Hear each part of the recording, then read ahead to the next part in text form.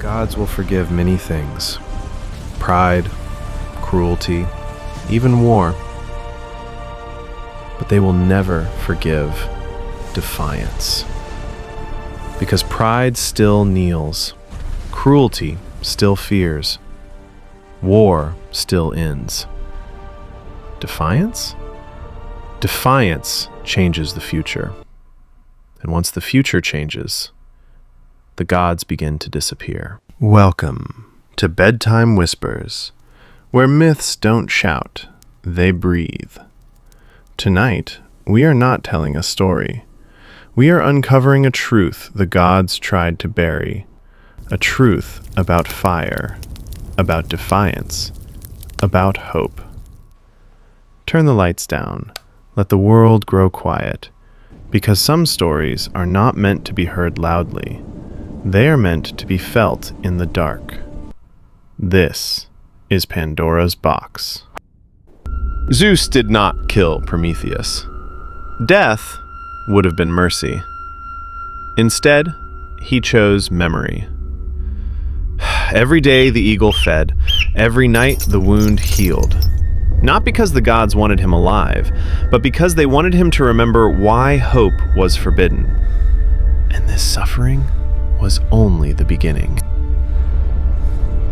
Fire was not the crime. Fire cooks food. Fire lights the night. Fire keeps beasts away. The gods had allowed this before.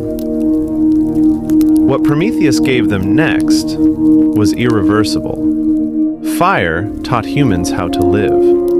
Hope taught them why. And once a mind learns tomorrow exists, it will never kneel again. Lightning freezes midair because obedience survives on fear, but hope destroys fear. Zeus was not afraid of rebellion. Rebellion can be crushed. He was afraid of irrelevance.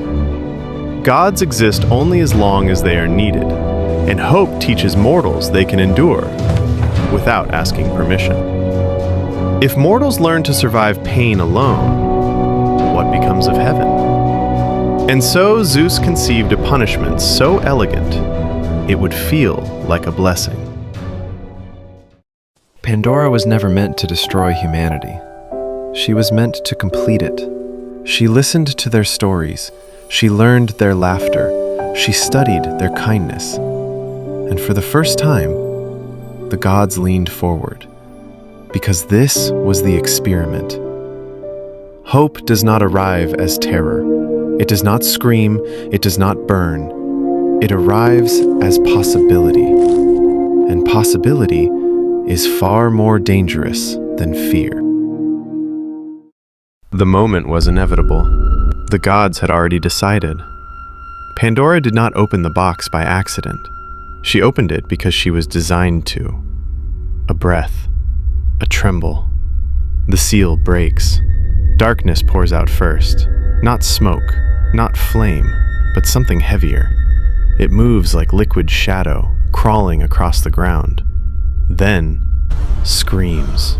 Not from the box, from the world. Sickness spreads like invisible fire. Bones weaken. Skin pales. Eyes fill with confusion. Loss follows quietly. A mother calling a name that will never answer. A field that refuses to grow.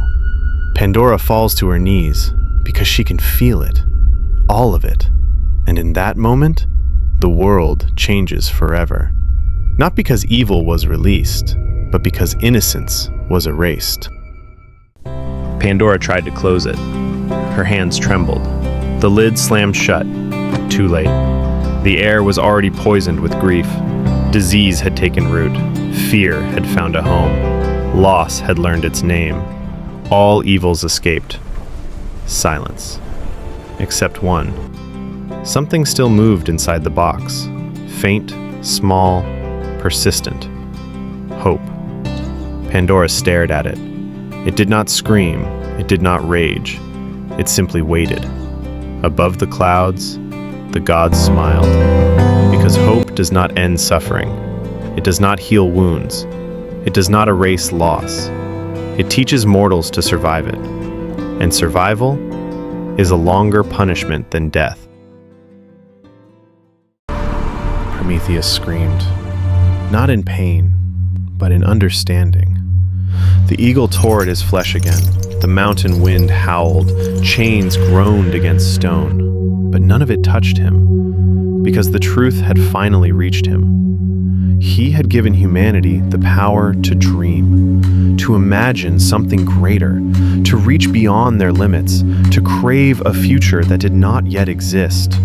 And the gods, they had given them the curse of never reaching the end of those dreams. Hope keeps you alive. It gives you just enough light to survive the night, but it also keeps you waiting for justice, waiting for relief, waiting for a tomorrow that may never arrive. And in that waiting, humanity would endure everything. Prometheus closed his eyes. He had stolen fire. Zeus had perfected the punishment. This was the price of defiance. Not destruction, endurance. The gods did not need to wipe humanity from existence. That would have been mercy. Instead, they gave them time. Time to build, time to love, time to lose, time to hope again. And humanity paid it every day, believing tomorrow would be better, believing the pain meant something, believing the struggle had purpose. Hope did not remove suffering. It made suffering survivable. And survivable suffering lasts forever. Hope was never meant to save humanity. It was meant to keep them alive, long enough to suffer everything. Wars, loss, regret, dreams that almost happen, love that almost lasts. Because dead men do not question the heavens, but the living, they wait. And waiting is power. Above the clouds, the gods did not need to rule with lightning. They ruled with possibility. And the cruelest design of all was letting humanity believe they were free. Hope did not arrive as comfort. It arrived as endurance.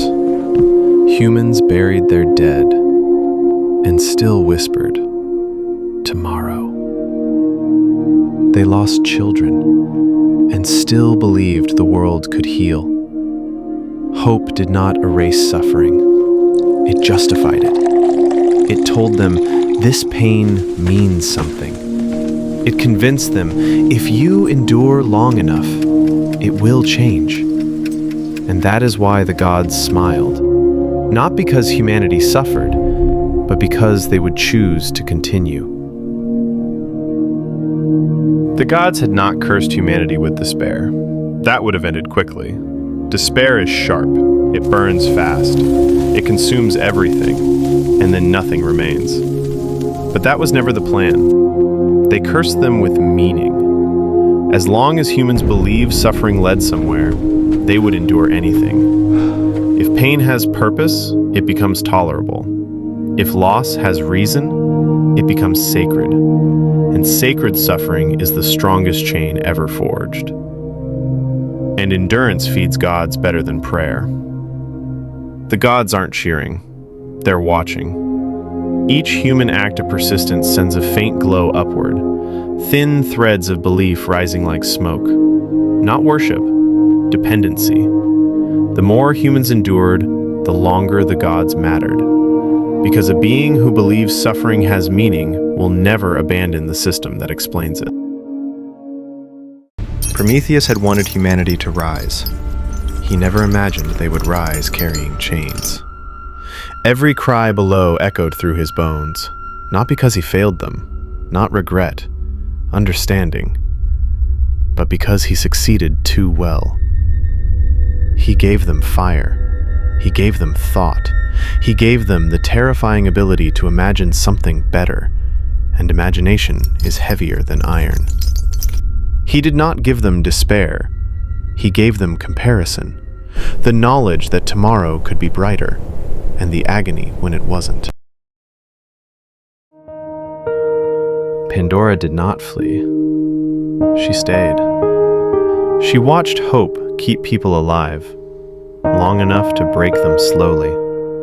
Not violently, not suddenly, but day after day, promise after promise, tomorrow after tomorrow. And for the first time, she understood she was not a victim. She was a mechanism. The box was never an accident. She was never a mistake. She was the bridge between punishment and endurance.